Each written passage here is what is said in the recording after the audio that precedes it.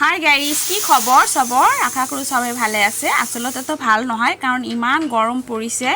এই গৰমত সব ভাল থকাৰ কথা নহয়। মোৰো মানে বহুত কষ্ট হৈছে। একেদিন ইমান গৰম, মানে এইকাৰণে একেদিন ভিডিঅ' একো বনোৱা নাই।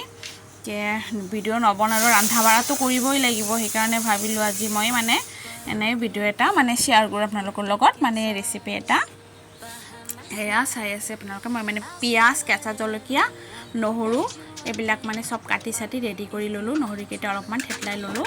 আচলতে মই মানে আজি মানে কেঁচা কঁঠালৰ ভাজি এটা শ্বেয়াৰ কৰিম। কেঁচা কঁঠালৰ ৰেচিপি এটা আগত মই দেখাইছিলোঁ, এইটো অলপ বেলেগ। এইটো মানে মই তিলেৰে কেঁচা কঁঠালৰ মানে এটা ভাজি বনাম। এইটো মানে আচলতে কলডিলৰ ভাজিৰ নিচিনা। এইটো কেঁচা কঁঠালটো মই মানে কাটি কেনে প্ৰেছাৰ কুকাৰত সিজাই লৈছিলোঁ। তাৰপিছত এতিয়া হাতেৰে অলপমান পিটিকি ল'লোঁ, একদম ভাঙি ল'ব লাগিব। আৰু ইয়াত তিলখিনি মই মানে আধা ভাঙা কৰি লৈছোঁ মিক্সিত। আৰু মছলাখিনিতো লাগিবই। এতিয়া চাওক, মই মানে সব বস্তু ৰেডি কৰিছোঁ। অকণমান আদা দিব লাগিব, অকণমান আদা, নহৰু, কেঁচা জলকীয়া, পিঁয়াজ, হালধি গুড়ি, জিৰা ধনিয়া গুড়ি, নিমখ, তেজপাত লাগিব, দুটামান তেজপাত দিব লাগিব সম্ভাৰত, তেতিয়া ভাল লাগে। এতিয়া মই মানে কেৰাহীত তেল দি দিলোঁ। মিঠাতেলেৰে বনাম, মিঠাতেল দি দিলোঁ। এতিয়া মই তেলত মানে তেজপাত দি দিম, আৰু মানে পিঁয়াজ, কেঁচা জলকীয়া, নহৰু, অকণমান আদা থেতলাই লৈছোঁ, সেইখিনি দি কিনে ভালকৈ ধুনীয়াকৈ ভাজি লৈছোঁ। লৈ কিনে এতিয়া কঁঠালখিনি দি আছোঁ।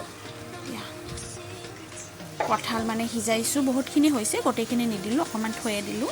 বেছি হ'লে ভাল নালাগে, সেইখিনি পিছত আকৌ কালি বনাব পাৰিম। এতিয়া গোটেইখিনি বস্তু মানে ভালকৈ মিক্স কৰি ল'ব লাগিব, অলপমান ভাজি ল'ব লাগিব। এনেতে কঁঠালটো সিজিয়ে গৈছে, খালি মানে মছলাৰ লগত অলপমান মিক্স হ'ব লাগিব। এতিয়া মানে তিলখিনি দি দিলোঁ।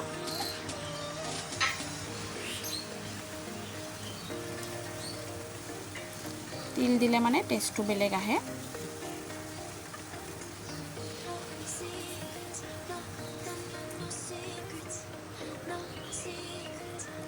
এই গৰমত ৰন্ধা বঢ়া কৰাটোৱে চবতকৈ ডাঙৰ কাম। ইমান গৰম পৰিছে মানে। এতিয়া মই হালধি গুড়ি, জিৰা ধনিয়া গুড়ি দি দিলোঁ, আৰু নিমখ দিলোঁ।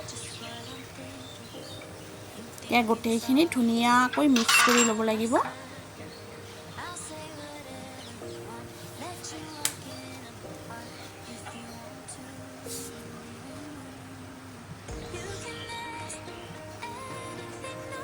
আৰু মই মানে চামুচেৰে অলপমান ভালকৈ কৰি দি আছোঁ, যাতে কঁঠালটো যিটো অলপমান গুটি গুটি আছিল মানে সেইখিনি যাতে ভালকৈ ভাঙি যায়, সেইকাৰণে মিক্স কৰি দি আছোঁ। একদম কলডিলৰ ভাজিৰ নিচিনাই লাগে। কলডিলৰ ভাজিটো চবেই খায়, ময়ো ভাল পাওঁ বহুত।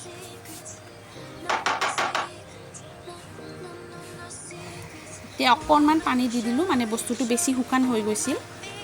পানী দি কেনে অকণমান 5 মিনিটমান ঢাকি দি দিলে হৈ যাব আৰু।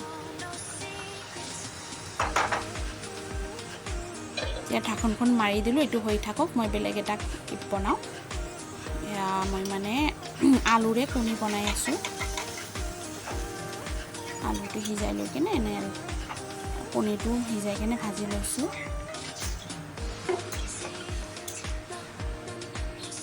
এতিয়া চাওক, মোৰ মানে কঁঠালৰ চব্জিটো হৈ গৈছে। 5 মিনিটমান পিছত এইটো হৈ গৈছে, মই বাতি এটাত লৈ লৈছোঁ। মোৰ বাকী ৰন্ধা বঢ়াখিনিও গোটেইখিনি হৈ গ'ল। সেইখিনি নেদেখালোঁ কি কি বনালোঁ। আচলতে মই মানে আজি মাছ মাংস একো বনোৱা নাই, খাব মন যোৱা নাই। এনে আছে, ফ্ৰিজত আছে, কিন্তু মই নবনালোঁ, নিৰামিষে খাম। এতিয়া মচুৰৰ দালি বনালোঁ, আলু কণীৰ চব্জি বনালোঁ, তাৰপিছত এইটো পুদিনাৰ চাটনি বনাইছোঁ। চাটনিটো অলপমান ঢিলা হৈছে, পানী বেছি হৈছে। আৰু এইটো ডাটা শাক যে আছে, ডাটা শাকৰ পিটিকা। আৰু এইটো অলপমান মানে ঘুগনিটো ৰাতিপুৱাৰ আছিল। আৰু গাইছ চাওক, এইটো মই মানে কেঁচা আমৰ চাটনিটো নহয়, মানে আচাৰে, এইটো গুড় দি কেঁচা আমৰ মানে মিঠা আচাৰ বনাইছোঁ। এইটো ৰেচিপি বেলেগ এদিন শ্বেয়াৰ কৰিম।